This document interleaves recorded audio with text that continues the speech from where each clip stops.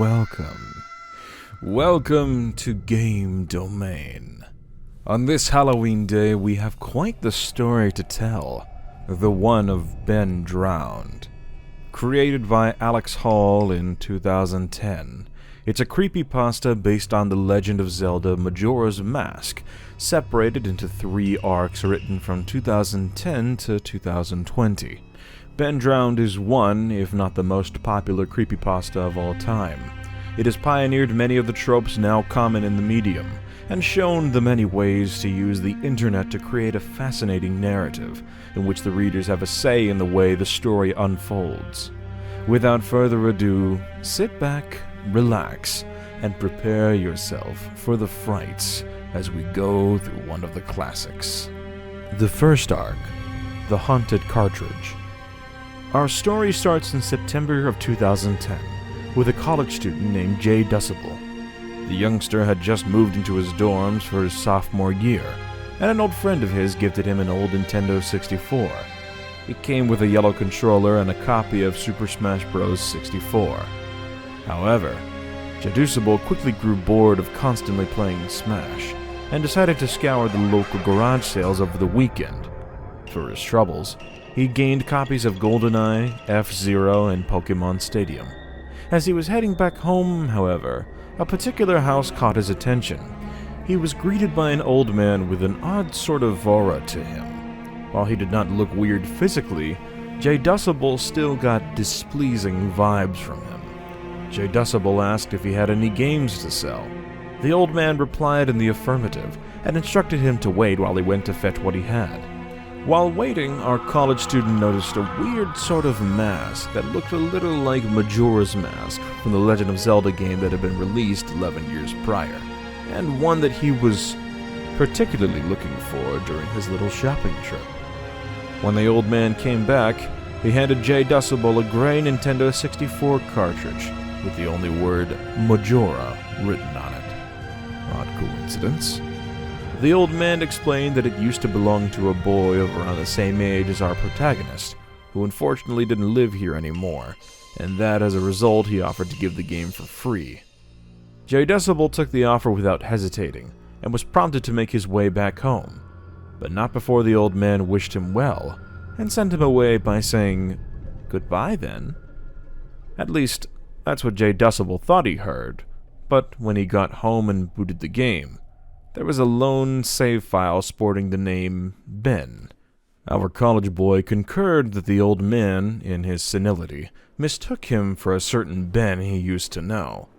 Ben's file was near the endgame, but it seems he had never finished the game. Jay Decibel then decided to start a new file, and name himself Link, as players of the series tend to do. To his surprise, the game ran much smoother, and was less buggy than he anticipated, except for the occasional texture errors. And one other thing. NPCs would sometimes refer to him as Link, while other times refer to him as Ben. In an attempt to fix this, Jay Decibel deleted Ben's file, but now NPCs wouldn't refer to him as anything. There was only a blank space where a name would normally be. Tired of dealing with all this, Jay Decibel chose to close the game. He would nonetheless start posting about his experiences with the game on 4chan. The following day, Jay Decibel decided to try numerous ways to modify the game, until he even performed the 4-day glitch, a well-known glitch in the community that allows the user to skip the ending of the 3rd day, and explore the game as it is shown in the credits. However, performing the glitch seemed to really disturb this particular cartridge, and Jay Decibel now found himself in Clocktown, but with all of its inhabitants gone. Our young man tried to advance time, but couldn't. All the while, the laugh of the happy masked salesman echoed on repeat, and replaced the regular background music. Jay Decibel tried to reach a game over by drowning Link, but the latter would only clutch his head, like in his mask transformation animation, with the image of the salesman laughing flashing on the screen. As he continued walking around the empty Clocktown, Jay Decibel couldn't help himself but shed tears at how distorted and depressing the game had turned, with seemingly no way for him to escape. Then, As if things couldn't get any weirder, the Song of Healing started playing in reverse, and the statue of Elegy suddenly appeared on screen, staring right at him with its soulless gaze, causing J Decibel to let out a panicked scream. He tried to flee the statue, but it somehow managed to keep tracking him. It was almost like the statue was haunting him. The thought of closing the game never even occurred to the young man. The terror he felt froze him, and he felt like he was unable to stop playing the game. As a desperate attempt, J Decibel tried to look directly at the statue, but the screen suddenly went back to the happy salesman, then to Link, who turned to stare directly at J Decibel. Eventually, the salesman, the statue, and Link were all staring straight at him. Over the following days, J Decibel would continue playing the game, and as such continued to find himself in unexplainable and disturbing situations. One such instance is when he found himself fighting against Skull Kid on the roof of Clock Tower. He tried hitting him with 2 arrows, and hit, but at the third one he was met with a text box saying,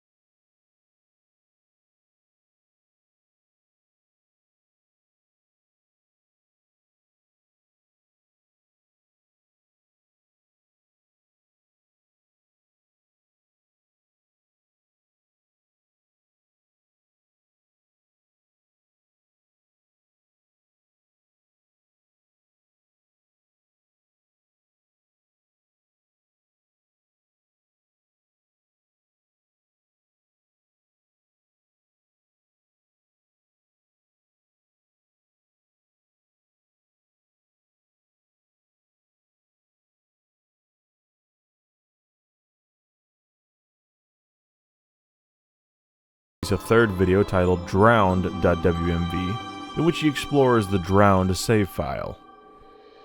The playthrough is mostly characterized by the many ominous texts. You shouldn't have done that. Ben is getting lonely. And finally, you will be given one last chance. Back to where it all began. The warning signaling the dawn of the final day appears, before going back to the title screen where JDecibel's original link save reappears. JDecibel had another video titled Children.wmv supposedly recorded and written, but oddly, never released. The final video was recorded and named Matt.wmv, but would instead come out titled JDecibel.wmv, and would be posted by JDecibel's roommate Tyler alongside the usual summary. The summary stated that JDecibel had gone home.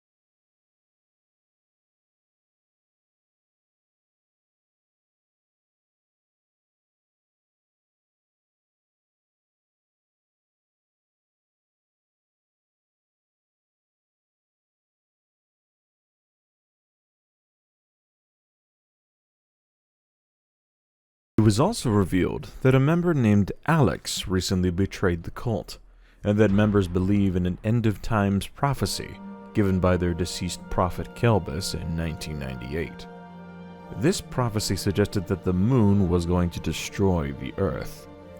The following day, users contacted the modder Ifrit, whose real name was actually Matt Hubris. The users interrogated him on certain things. Eventually, Ifrit referred to Rosa and Ben as his siblings, though whether he is truly related to either is left up in the air. Soon after, Ifrit disappeared, and the cult's website collapsed, but not before a video of the Song of Time was released on a hidden page as a response to one of JDecibel's videos. The following day, the site was back up online. However, there was something different now. The site seemed to be in a glitchy state, with previous posts posted again, but at the current time. It was as if the site had actually been influenced by the Song of Time from the game. Followers tried to use this to their advantage, and used various songs from the game to change the course of events. By doing this, the followers were able to enter contact with Rosa.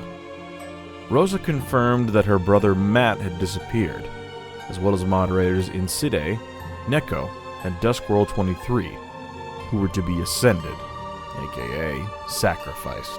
Unfortunately, the followers' attempt to reach Rosa resulted in Rosa's tragic death by a resurrected Kelbus. At the same time, the traitor known as Alex is murdered for trying to stop the cult.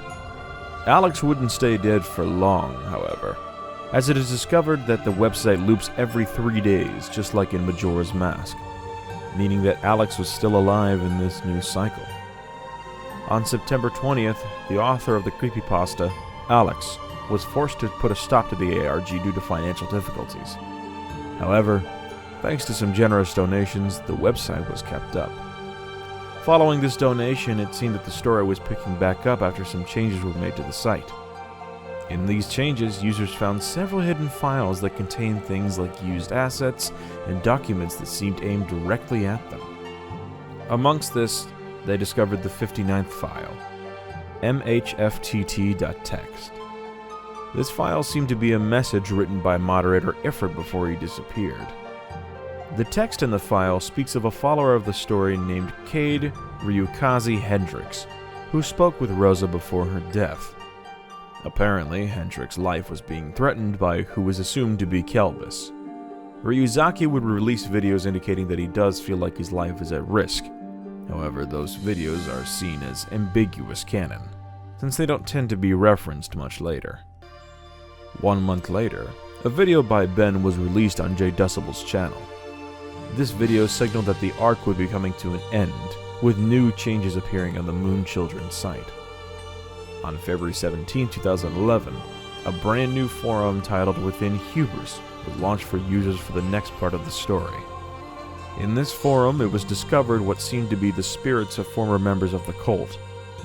Not soon after, members of the forum received newsletter clippings of a suicide murder that happened 3 months ago in New York, with a message from Ben. February 27th saw the release of a video titled HB is Real, that featured the interior of the house depicted in the newspaper. Following this, the arc, alongside this story, was put on hiatus by Alex Hall. The third arc, Awakening. Things are far from over, however, as in March of 2020, the curtain rises on a new storyline. The YouTube channel previously managed by J Decibel and Ben is overtaken by a new face, going by the name of Jadis. Amongst the many cryptic videos he released, such as the elusive Children.wmv from the first arc, one in particular revealed a shocking truth. On April 11th, a video titled Kelbris.wmv was set to premiere on J Decibel's channel. The title would be changed for Father.wmv, but both it and the description received constant changes. Stop uploading this. He is already dead. This doesn't matter. They don't need to see this. Kelbris was doing his best to prevent the truth from being revealed to the public. Father.wmv depicted the continuation of J Decibel.wmv, as we witnessed J Decibel's final moments in the game. This served to confirm that J Decibel had died after the Haunted Cartridge arc, presumably by Kelbris. Through his videos, other details about Jadis' origins started to become clearer. According to Jadis, some catastrophic event in 2012 had such deep global repercussions that it led to a modern Great Recession and the fall of American society by 2018. Not only that, he theorized that the virus dubbed Heroes was a partial cause of this great collapse. He believed that himself and his partner Denton are one of the few survivors. At around the same time, a site called Methods of Revolution opened, and on it was a poll with the question, "Awaken the second player?" with only yes and no as choices.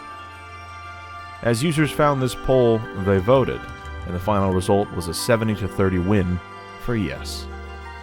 The second player woke up imprisoned inside of a hotel, unaware of where they were or how they got there. An individual named Abel entered in contact with the player and warned that if they left their room, they would be killed. The player ignored Abel's warning and tried to escape. As they roamed the halls of the hotel, they got captured by the gas mask-wearing jailer and were murdered. Days after the death of the second player, a third player made their appearance. Just like with the previous player, they were contacted by a sour Abel, who warned them not to leave. This time, the player decided to obey, and as a result was rewarded with a Nintendo 64. But more importantly, she was given the exact same cartridge that J Decibel had bought from the old man, all the way back in the first arc. The player created a new save file, and through this we learned her name to be Sarah. Within the cartridge, Sarah encountered a seemingly benevolent spirit of the original Ben. Ben asks her to play a song for him. Sarah chooses to play the Song of Healing, as in the game it is used to mend troubled spirits. Now healed, Ben shows his thanks to Sarah by explaining the truth about himself and the cartridge. Kelbris, aka the father, had been tormenting Ben and various other spirits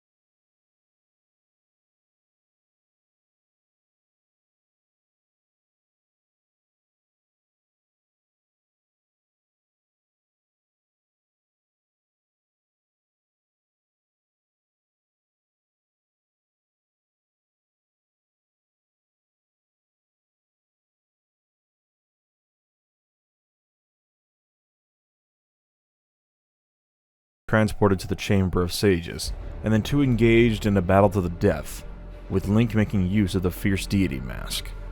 During the hard-fought battle, the truth is laid bare.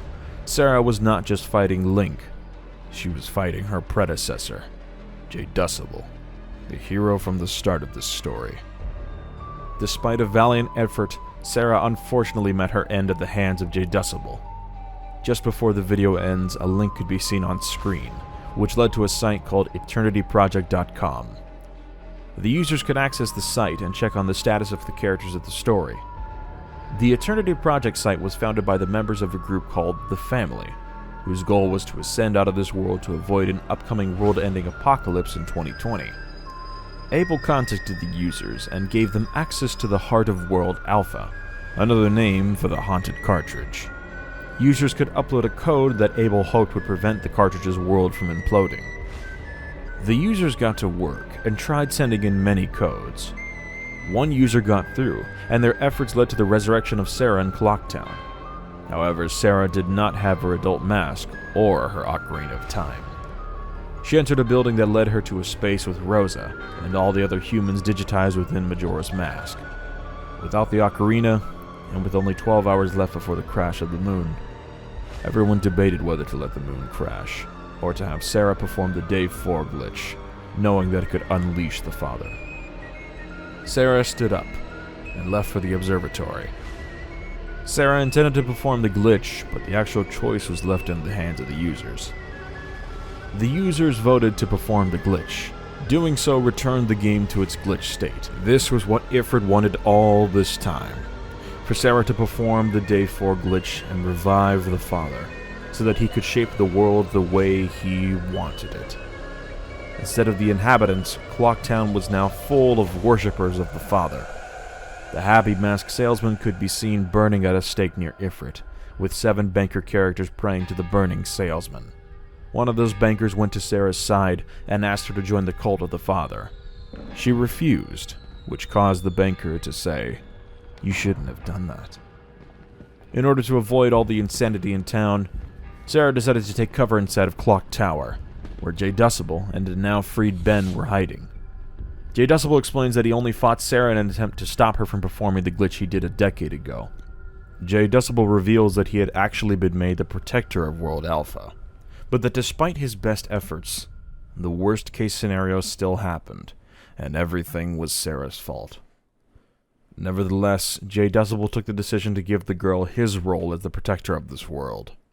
VID disappeared in a white light, leaving only Ben and Sarah in her adult Link form once again, and with the possession of the Ocarina. With her newfound strength, Sarah went to confront Ifrit and the third Moonchild once again. However, this time it held the form of Majora Wrath, the third form of the final boss of the game. Sarah tried to fight the beast through regular combat, but then decided to use the Ocarina and play the Song of Healing. Playing the Song of Healing caused the final Moonchild to disappear. Ifrit threatened Sarah, but he also disappeared, only to be replaced by the Father himself. When Sarah saw the Father, instead of attacking him, Sarah presented the Pendant of Memories, which confused the Father. The Father cried out, "What a strange gesture! You are not like the ones before. They attack and want me to destroy." Circle responded by interrogating the Father, asking him who he was and why he acted the way he did. The Father referred to himself as the last remaining god of this world. He said that he is reflexive in his design, and that he supports World Alpha's desire by responding to its stimuli. When he asked whether they were here to change his parameters, Circle responded in the affirmative, leading to the Father claiming, "Very well, I will remove all anomalies from World Alpha to facilitate this new directive." He explained that removing Ifrit was part of this new directive. Ben's soul being placed inside the Statue of Elegy was apparently a mistake by a dated AI, and that, as such, Ben would be placed in a proper body this time. Kelbris also stated that everyone inside of the cartridge would experience a reset, meaning that no one would remember the actions of Sarah, and as to the latter, even the Father did not know what would happen to her as she faded away. The final scene of the series is young Link in the sewers under Clocktown, waving at the audience, with the elegy of emptiness next to him.